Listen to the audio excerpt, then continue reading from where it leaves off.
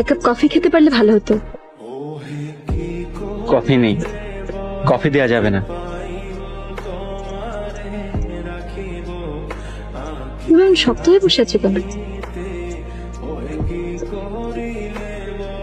ভয় পাচ্ছ নাকি? হ্যাঁ, একটু একটু ভয় ভয় লাগছে। কেন? ছোটবেলা থেকে আমি ডাক্তার খুব ভয় পাই। ছোটবেলায় আমার একটা অপারেশন হয়েছিল। আমাকে দেখে কি মনে হচ্ছে আমি ভয়ঙ্কর একজন ডাক্তার যে ছুরি কাঁচি নিয়ে বসে আছে? এক্ষুনি কচ করে তোমার অ্যাপেন্ডিক্স কেটে বাদ দিয়ে দেবে। হ্যাঁ, মনে হচ্ছে।